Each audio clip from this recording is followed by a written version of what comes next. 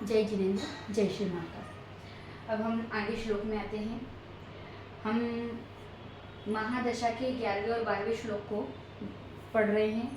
अब सिर्फ 2 श्लोक और आपके बचे हैं राजयोग वाले।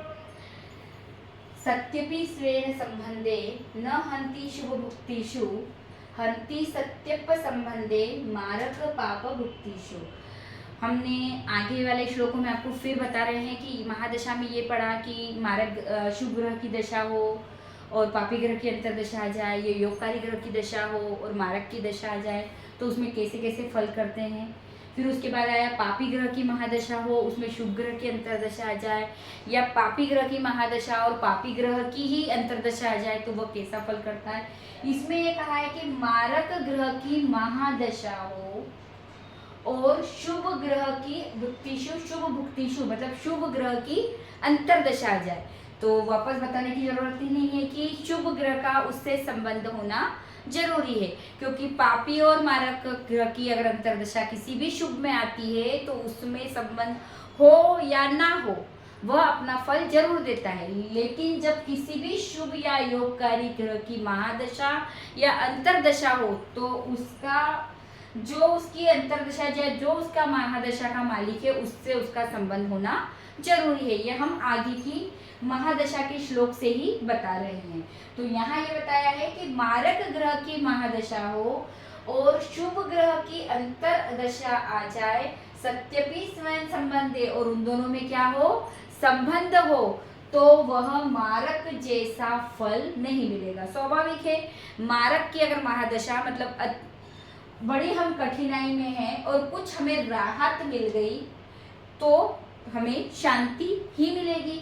तो इस हिसाब से ही ये बताया गया है कि मारक ग्रह की महादशा हो और शुभ ग्रह की अंतर्दशा आ जाए और उन दोनों में संबंध हो तो मारक जैसा फल नहीं मिलेगा। लेकिन यदि संबंध नहीं होगा तो मृत्यु तुल्य कष्ट मिलेगा, क्योंकि शुभ ग्रह अपना कोई भी कार्य नहीं करेगा, शुभ ग्रह उस पर अपनी शुभता नहीं डालेगा, तो यहाँ फिर उसको मारक वाला ही मृत्यु तुल्य कष्ट ही मिलेगा।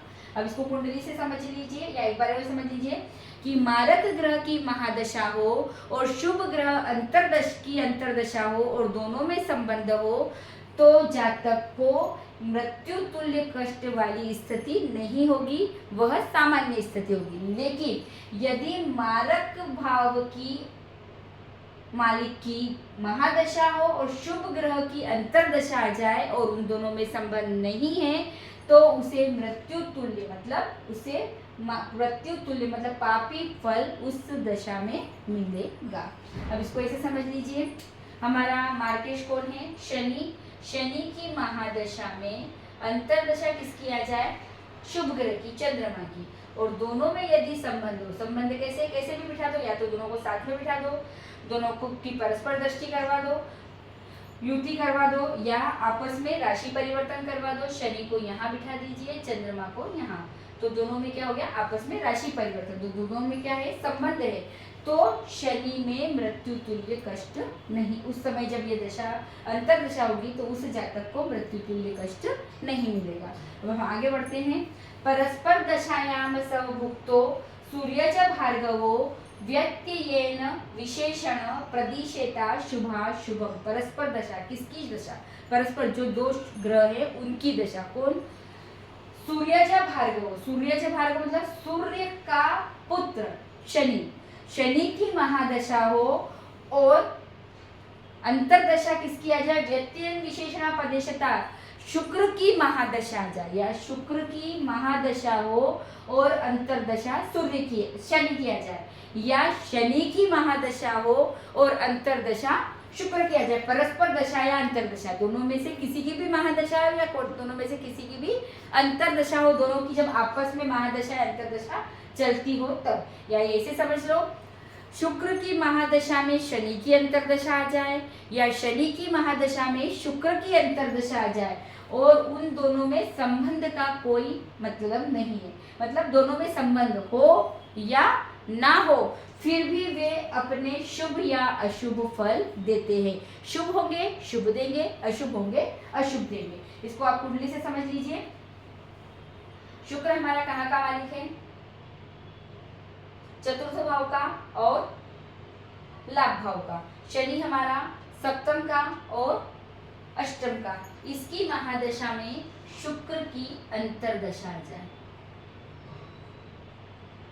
अब इनका संबंध नहीं हो, शनि यहाँ बैठा है और शुक्र अगर यहाँ बैठा तो इनका संबंध है ही नहीं। शनि 7 8 9 7 8 9 10, 10वीं दृष्टि से कहाँ देख रहा है वो, 7वीं दृष्टि से यहाँ, तीसरी दृष्टि से सहज भाव में और 10वीं दृष्टि से कार्य भाव में।